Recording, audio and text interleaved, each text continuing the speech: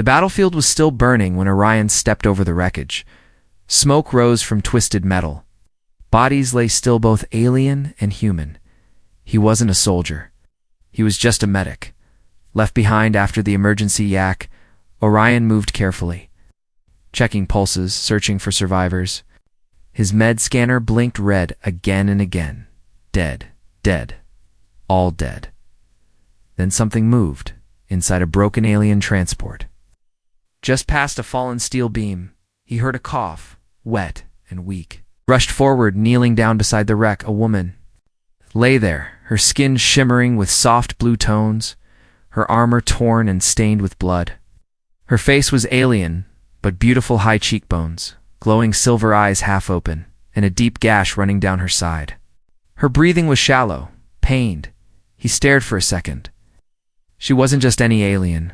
Her shoulder bore royal markings, sheshed metal fused into skin. He had seen that design once before on a military file. She was royal blood, the daughter of the alien king, and she was dying. Orion tapped his scanner. No data, alien biocode blocked, no translator active. She opened her eyes, tried to push him away. "Don't touch me, human," she whispered, her voice shaking. He ignored her. I said, "Don't." Her arm fell limp. Orion grabbed his field kit. "You're going to live," he said, not knowing if she could understand. "Even if you hate me for it." He worked fast, sealing the wound with human medjol, inserting nanot shots, and checking her pulse again and again. Ow. The gel hissed as it touched her skin, reacting with her strange biology. Her body jerked slightly. Then something happened. Skin around her wound glowed faintly, pulsing like light beneath water. Its med tool began beeping in strange tones. She arched her back, gasping sharply, and grabbed his wrist tight. Her eyes locked with his. "No one," she said with a trembling voice, "touches a royal wound. You fool." He didn't pull away. "Then hate me later. Just don't die." Now, her grip slowly loosened. Her eyes fluttered shut. Her breathing grew steady. Orion sat back, breathing hard. Around him the fire still burned. But for one moment everything felt quiet. He had just saved an enemy royal. Alone. Behind. Alien lines, and then he heard it boots. Fast, heavy alien soldiers burst through the smoke, weapons drawn. Their armor glinted with sharp gold trim, their faces twisted in rage. They saw him kneeling over the princess. The leader barked something in their tongue. Orion raised his hands, trying to speak, but they didn't care. One struck him across the face with a metal rod. Darkness took him. Orion awoke in chains, cold stone beneath him, strange humming above. He was inside some kind of alien holding cell. The air smelled of burning incense and wet metal. His head throbbed outside his cell. Stood two guards with spears, their faces hidden behind black masks. Beyond them, the hallway curved upward into gold-lined walls. He wasn't just in any prison. He was in the royal. Palace's voices echoed beyond the door, angry, urgent, then silence. A new figure entered, tall, dressed in deep crimson robes, with golden tattoos crawling up her neck. It was her, the princess. But she was different now. Clean, dressed, regal. Her silver eyes studied him without emotion. She stood still for a moment, saying nothing. "You saved my life," she said finally. He didn't speak. "Why?" she asked. "Even after I tried to stop you?" "I'm a medic," Orion replied. "It's what I do." She tilted her head slightly. "You touched royal blood, human. That alone could demand your death." "I didn't know." "That doesn't matter here," she said. "The law is the law." The guard shifted. Then something strange happened. She raised her hand. "He is mine to deal with," she said. To the guards, "No one else touches him."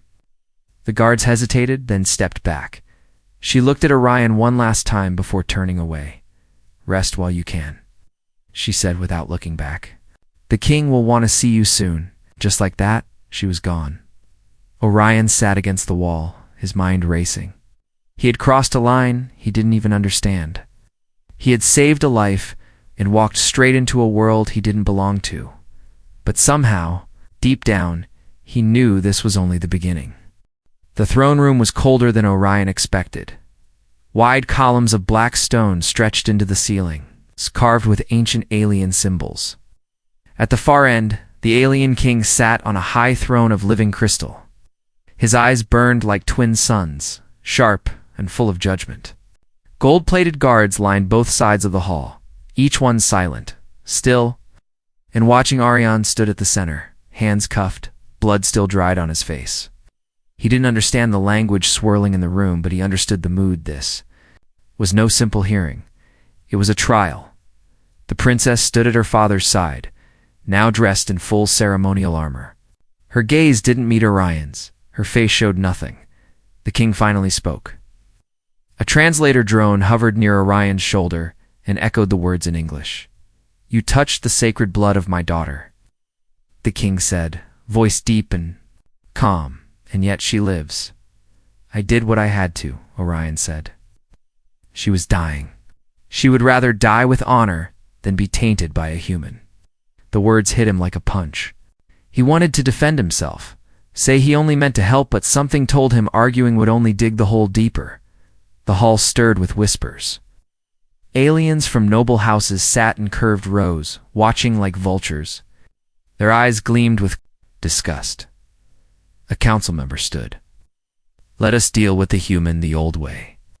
Blood for blood." The guards moved forward, but the princess raised her hand. "No," she said. Her voice echoed louder than expected. "He saved my life, and I speak for myself." The crowd gasped. The king looked at her slowly. "You challenge the court's judgment." "I do," she answered, stepping forward. "He acted without knowledge of our laws. His actions came from duty, not insult. I do not ask for his life. I ask for his truth." The room went silent. The king's fingers tapped the armrest of his throne. Then he stood. "If that is what you wish, daughter, then let it be known," he said, turning to the room. "The human shall face the 5 trials. If he lives, his truth will be heard. If he fails, he dies, and this matter ends." Orion blinked. "What trials?" the drone translated. 5 tests of worth, strength, mind, honor, patience, and soul." He swallowed. "Hard. And if I pass?" he asked. The king gave a slow, cold smile. "Then you shall walk our halls as more than a human. You will be bound by our law and her fate." The king turned and walked away, his cloak dragging behind like a storm cloud. The crowd rose to their feet, silent but full of tension. One smiled. No one cheered. The guards uncuffed Orion but didn't relax. They guided him through the long hall, back into the winding corridors of the palace. As they walked, he heard her voice behind him, "Don't die." He turned his head. She was standing alone now, watching him. For a moment she looked less like royalty and more like someone who didn't want to be alone again. "I'll try not to," he said. She gave the smallest nod before the door closed. Between them, hours passed. Orion was taken to a resting chamber, made of dark stone and soft blue light. A bowl of alien fruit sat untouched on a small table. He paced the room, thinking. His training was medical, not military. He wasn't a fighter. He wasn't even a fast runner. But something in him refused to lie down and quit. He remembered her face in the wreckage, blood flowing, hands weakened, how she had cursed him even as he saved her life. There was fire in her, it'd be too much. But she hadn't let them kill him. And now she had staked her honor on him surviving. The door opened with a heavy creak. A different figure stepped in. An old alien woman, hunched but wise-looking, her robes trailing behind like whispers. Didn't speak. She handed him a rolled cloth inside it, a simple staff made of dark bone and metal. "What is this?" Orion asked. The translator said softly, "Your first tool? The trial of strength begins at dawn." The old woman looked him in the eye. Her gaze wasn't cruel, but it wasn't hopeful either. "You saved the wrong girl, human," she said. "And now you must survive what her pride has started." She left Orion, stood alone with the staff in his hand, and fear building in his chest. It's not just fear of the trials, but fear of what came after. Because deep down he knew passing might be harder than dying. The morning sky above the trial grounds was tinted violet, as if warning the weak to stay away. Orion stood alone in a wide circular arena made of cracked black stone. Alien glyphs glowed faintly beneath his feet, marking the path of warriors who had come before. Most had fallen. Few had walked away. High above him, rows of alien nobles watched in silence. The princess sat behind a thin veil, her expression unreadable. She didn't wave. She didn't speak. Orion only had the staff. He was given no armor, no weapons, and no plan. A horn blue dot from the far end. A door rose with a hiss. A tall alien stepped into the arena, bare-chested, muscles cut like blades. His eyes burned with pride. He didn't carry a weapon either. Only fists, Orion's. Grip tightened. The announcer's voice rang out in 3 languages. The trial of strength begins. The alien warrior ran. Orion barely blocked the first strike. The impact nearly knocked him off his feet.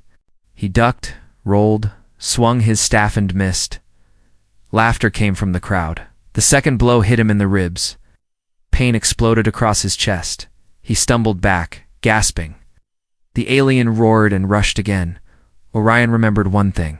Don't. Fight harder. Fight smarter. As the warrior charged, Orion sidestepped and tripped him with the staff. The alien hit the ground hard. The crowd fell silent.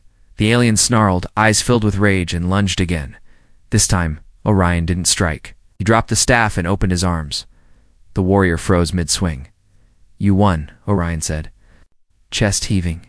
You're stronger, so finish it, or walk away with honor. The warrior hesitated. Then he dropped his fists, stepped back, and bowed slightly. The horn blew again. The trial of strength had ended. And somehow, Orion was still standing. Later that day, Orion was taken back to the chamber, his ribs bruised, but unbroken. He rested only briefly before the second trial began, the trial of the mind, in a chamber lit by shifting lights. Sat at a circular table with alien scholars. They asked him riddles, complex questions about culture, strategy, medicine, and ethics. He answered with what he knew. When he didn't know, he admitted it, but explained how he'd find out. One old alien judge tapped the table and said, "He thinks like a builder, not a warrior." Another said, "That may be what we need." When the trial ended, they let him leave without a word. But he could feel something shift. A few nods. A few less glares progressed that night. As Orion lay on a cold mat, a shadow entered the room. He sat up quickly, but relaxed when he saw who it was. The princess. She wore no armor, now only a long silver robe. Her glowing eyes met his. "I wasn't supposed to speak to you," she said softly, "but I need to know why." "Why what?" Orion asked. "Why did you try so hard to save me, knowing who I was?" What I was. Orion sat up straighter. "I didn't know at first, but even if I had, it wouldn't have mattered." "That's a lie," she said, folding her arms. He shook his head. "Not to me. You were bleeding. You were dying. It's all I saw." She looked at him as if searching for a weakness, then sat down across from him. "I was raised to believe humans are beneath us, crude, violent, but you were rude," Orion said with a slight smile. "I was dying," she answered. They both fell quiet. Then she said something unexpected. "My father's offer. The reward. It was not a trick." "I know. If you pass all 5 trials, he will bind my fate to yours. It's not symbolic. It's real. A law older than our cities. Marriage, soul-bound." Oh. Orion blinked. "I didn't ask for this," he said. "Neither did I," she replied. "That's why I came tonight. If you want to walk away, I will help you. I can open a path, fake a failure, say you died in the final trial. You can go back to your world." Orion stared at her for a long time, and then shook his head. "I don't." "Run," he said. The princess's eyes narrowed. "You're either braver than I thought, or more foolish." He smiled tiredly. "Probably both." She stood, and turned to go, but paused at the door. "If you survive," she said, voice lower now. "Don't expect me to kneel. I don't belong to anyone." He met her gaze. "Neither do I." She nodded once and disappeared into the shadows. The next morning, Orion stood at the gates of the third trial. Honor. He didn't know what it meant yet, but he had made a choice. And now, all of it is fate, her fate, and something greater than both hung on what he did next. Orion stepped into the trial of honor with nothing in his hands. No staff this time, no armor, no shield. Only his name and the eyes of hundreds watching from above. The arena had changed. This one wasn't stone, and fire it was silent, sacred. Carved from living crystal, the ground shimmered like glass beneath his feet, and in the center stood a circle of glowing light, an alien priest. Tall and thin, like a tree in the wind, raised a hand and spoke through a translator orb. "This trial is not about strength," the voice said, "is not about victory. It is about truth." Orion was led to one side of the circle. On the opposite side stood a chained figure, an alien soldier with a burned face, limping slightly. One of the guards from the crashed ship, same ones who had beaten Orion unconscious. A hush spread across the arena. "This warrior has accused you," the priest continued. "He claims you poisoned the royal blood. You harmed the princess before our healers found her." Orion's heart sank. The trial had been twisted into a trap. "You may not defend with fists," said the priest. "Only with your actions. Your honor must speak." The guard was unchained and handed a ceremonial blade. Orion was given nothing. The soldier smiled cruelly. "Now we see what a healer is without his tools." The circle glowed. The guard lunged. Orion didn't run. He didn't raise a hand. He stood his ground and let the blow pass beside his face, missing by inches. Groud leaned forward. The guard slashed again, this time grazing Orion's arm. Blood trickled, but he didn't flinch. "Fight back," the guard growled. "No," Orion said, "you coward. I'm not here to prove I can kill. I'm here to prove I didn't." Oh. The guard's face twisted in rage. He charged again and Orion stepped forward, letting the blade touch his shoulder. But as the blade moved, Orion grabbed the soldier's wrist, not to harm, but to stop. "Enough," he said. Then the crystal floor beneath them pulsed blue. The light circle broke apart, and the priest raised both hands. "The trial of honor ends," the voice declared. Murmurs spread across the crowd. Some looked angry, others confused, but the priest only nodded. He did not fight to save himself. He bled to show he meant no harm. This is the act of one who holds truth above pride. The princess stood silently above, her hands gripping the edge of her seat. Orion was led away, blood staining his arm, but his head held high. He had passed again, but each test was breaking him slowly. From the inside out. That night, while guards treated his wounds, the princess entered again. No guards, no veil.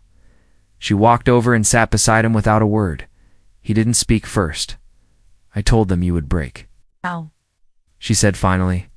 "You're not wrong. I feel it, but you didn't," she added. Now they are whispering. "About what?" "That maybe my father was right to offer this deal. That maybe a human can hold honor." Orion leaned his head back. "It scares them more than failure." "Yes," she said.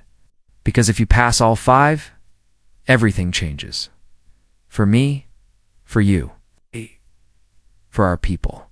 She stood and looked down at him. "You've won their attention," she said. "But the next trial is different. You'll face your own fear." He frowned. "What does that mean?" "A trial of patience," she said. "No fight, no words. Just time." Then she added something that made his chest tighten. "If you last, I'll speak for you before the court. If I don't, then they'll silence your name forever." She turned and walked away, but this time, she glanced back once, only once, and then the door closed.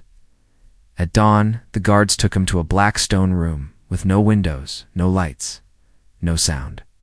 Only air and the heavy silence of waiting the door. Shut behind him, he was alone. No clock, no food, no clue how long he would stay. The trial of patience had begun. At first, Orion sat quietly, breathed slowly, focused, let his thoughts pass like clouds, but then the hours stretched his wounds, ached. His stomach tightened, his mouth dried. The darkness pressed in from all sides. He began to lose count of time. Memory mixed with fear. His mind drifted to the crash, the blood, the blade, the princess. Why was he even here? What had started as saving a life had become something much larger. Voices whispered in his mind, doubts, regrets, shadows of things left behind, but he did not move. Not once. He stayed still, until the door opened. A blinding light filled the room. The priest's voice echoed again. He passed. The next and final trial would be the trial of soul. And this time, even the princess wouldn't be allowed to help. The trial of soul was never meant to be seen. No crowd, no priest, no throne. Just a white room shaped like a circle, glowing from the floor without casting a shadow. Orion stood at the center alone. Across from him sat a smooth silver chair. A voice, soft but powerful, spoke from somewhere unseen. Sit, he obeyed. Close your eyes. He obeyed again, and then he wasn't in the room anymore. The world around him changed in a breath. He stood in a forest now. Trees twisted like smoke. The ground shifted with every step. He could smell fire in the distance. The voice returned. But this time, it came from inside his own thoughts. Face your greatest truth. In front of him appeared a child, maybe 6 years old. Human, thin, pale, dying. Orion's breath caught. He knew this face. His brother, long ago. Orion had watched him die from a rare illness. No cure, no chance. Orion had been too young, too helpless. Child stepped forward and whispered, "You became a medic to save people, but you couldn't save me." Orion fell to his knees. The pain hit like a hammer. Old guilt, forgotten tears, buried anger. "You're right," Orion said. "I couldn't save you." The child pointed past him. Now a mirror stood where the trees had been. Orion saw himself, but twisted, wounded, angry, dressed not as a medic, but as a soldier. "You could leave this world," the reflection said. "Forget the aliens. Forget their princess. Go home. Heal your people. Why carry their war?" Orion touched the glass. "I came here by accident," he said, "but I stayed by choice, 'cause saving even one life, even hers, matters." Reflection vanished. The forest faded, and he opened his eyes. He was back in the circle of light. The voice returned. "You have passed the trial of soul." That night, Orion was led and cuffed, unguarded, through the glowing halls of the palace. Servants bowed as he passed. No one looked at him like an outsider anymore. When he entered the throne chamber, something was different. No crowds. Just the king, the princess, and a ceremonial witness. The king stood slowly, his voice calm and cold. "You passed all 5 trials. You now stand above any outsider who has entered this place." Orion nodded. "And now?" The king looked at his daughter. "Now, the law is clear," he said. "A bond must be made, but I will not force it." He looked back at Orion. "You may walk away. You will be honored. Your name will live on. But if you stay, you are no longer just a man. You are bound by our oldest pact." Orion turned to the princess. She stood proud, silent as always, but her hands were clenched tight at her sides. "I never asked for this," she said quietly, "and I won't play the obedient bride. I wouldn't ask you to." Orion replied. She looked up. Their eyes met. "I need a partner," she said. "Not a master, not a hero, someone who doesn't treat me like glass, but doesn't treat me like a weapon either." "I came here with nothing," Orion said. "No power, no plan. All I have is the truth. I didn't save you for a reward. I saved you because you were bleeding in front of me, and no one else would." The princess took a breath. "I don't want to be chosen," she said. "I want to choose." She stepped forward, her voice steady, her gaze locked with his. "So here's my choice," she said to the king. If he accepts, I will bond. If not, I walk away. The king said nothing. Orion turned to her. I don't know what our future looks like, he said. I don't even know how your world works. But I'll stand beside you, not because of law, because of you. The princess didn't smile, but something softened in her eyes. She reached out her hand. Orion took it. Bond was made by choice, not command. The witness stepped forward and marked their wrists with silver light. Not a ring, not a crown, but something older, something sacred. When it was done, the king stepped back. Then let it be written, he said. The bond between human and heir has been sealed. But behind his voice was something else, a warning. Hidden in tradition because not everyone would accept it, and the war outside the palace walls was just beginning. The first morning after the bond was quiet, too. Quiet. Orion opened his eyes in a royal chamber lined with silver roots that pulsed gently along the walls. The bed was large, carved from polished stone, but it didn't feel warm. Not yet. Across the room, the princess was already awake, dressed, and strapping on armor. You're up early, he said, sitting up slowly. She didn't turn. Royal duty doesn't wait for sleep. Orion stretched. Neither does breakfast. She finally looked over. You'll need to stop saying things like that. They'll think you're soft. He gave a small shrug. Let them. She sighed and tightened her gauntlets. You're not what I expected in a bonded partner. Orion stood and walked toward the window. They had bonded by choice, yes. But that didn't mean they understood each other. Not yet. The palace moved differently now. Servants bowed deeper. Council members whispered louder. Every hallway they walked together became a message one the nobles didn't like. At court meetings, she spoke sharply with steel in her voice. Orion watched quietly, choosing words only when needed. When he did speak, the room listened. Reluctantly, one evening, as they returned from the council chamber, she stopped in the corridor and turned on him. Why do you let them insult you without answering back? Orion raised an eyebrow. Because their words are walls. If I shout, I build them higher. She stepped closer. You think patience is strength? I think not wasting my breath on fools is strength, he replied calmly. She stared at him. For a moment, then turned and walked on. But her steps were slower. Later that night, the city shook. Sirens wailed through the corridors. A low alarm pulsed across the skyline. Orion rushed to the outer balcony, where the guards were gathering. A red signal burned across the sky, a warning beacon. An enemy fleet had crossed the border. Not pirates, not raiders. A full invasion force inside the war chamber. The king stood. Before a massive display showing ship movements and territory lines, generals shouted orders. Tacticians moved markers. The princess entered in full battle gear. I'll lead the defense, she said without waiting. You'll stay in the palace. The king replied, I'm the heir. I will not hide. The king looked at her long and hard, then glanced at Orion. And what of him? The room quieted. He stays with me, she said. Orion looked around, unsure whether that was protection or punishment, but he nodded then. Move quickly, the king said. They've come to break the bond. As warships rose into the sky, Orion and the princess boarded a command vessel sleek and dark, its hull etched with royal sigils. The crew didn't speak much. They followed orders and avoided Orion's gaze. He walked the halls like a ghost present, but not trusted. Only one officer. A pale-skinned woman with crimson eyes stopped him. You are the reason they come, she said. I know, he replied.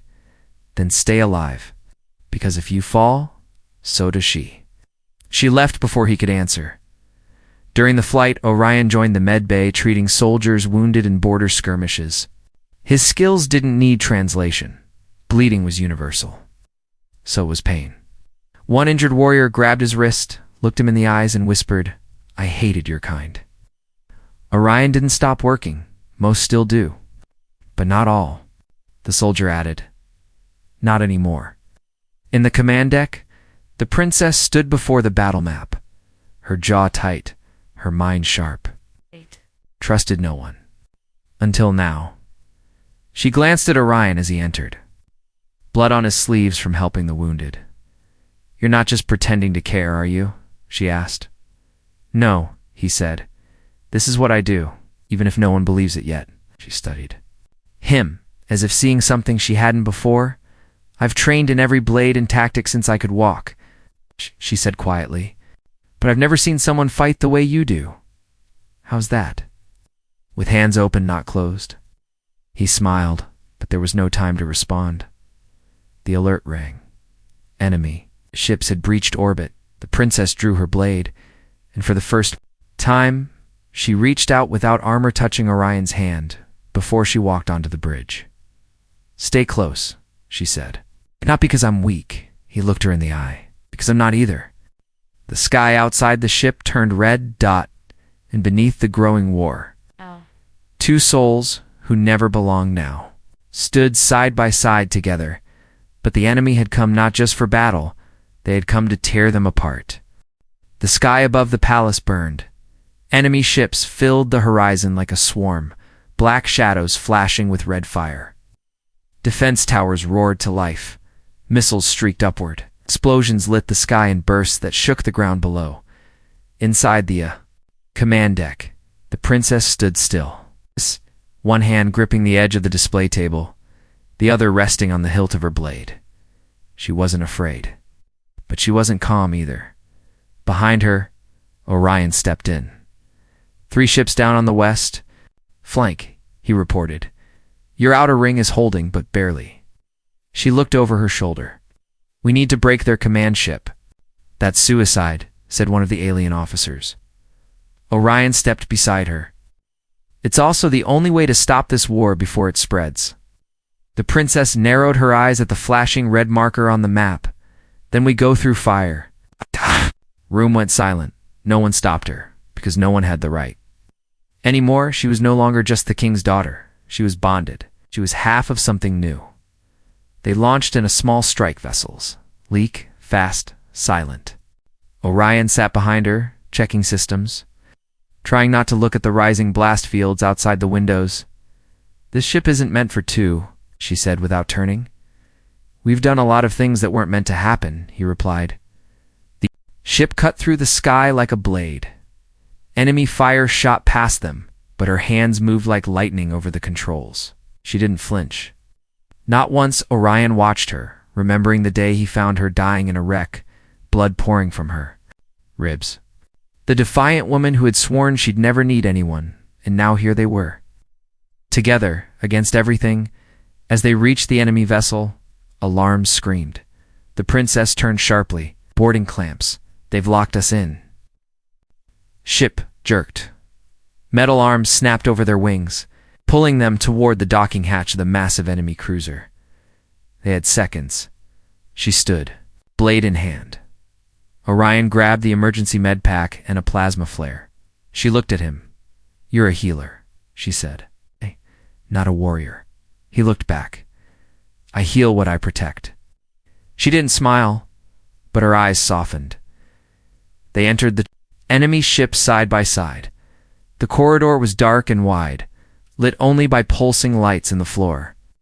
Dozens of armored soldiers were waiting, tall, scarred, alien warriors from the enemy clan. The ones who believed bonding with a human was an unforgivable weakness. The princess didn't wait. She moved like a storm, blade flashing with light. Every strike was clean, sharp. Final. Orion stayed behind her, defending her back, disabling those she missed with the plasma flare, covering fallen guards with field gel. Keeping her path clear, they moved like a single breath, fire and calm. Strike and shield. When they reached the command chamber, the door slid open, revealing a single figure. An elder warlord, tall and bitter-eyed, sat in a hovering chair, metal wires feeding into his arms. He looked at them as if they were insects. "You bonded with a human," he said to the princess. "You've cursed your bloodline." She stepped forward. "I saved it." He turned to Orion. "You are not one of us. You do not belong." Orion said nothing. He walked to the center of the room and placed the med pack on the ground. then opened it. Inside was not a weapon, but a folded treaty, written in both tongues. "I brought this," said, looking the warlord in the eye, "not because I expect peace, but because someone has to offer it first." The warlord stared at him. "You think words stop war?" "No," Orion said, "but words are where peace begins." The warlord laughed once, dry, bitter sound. Then his hand moved toward the chair controls.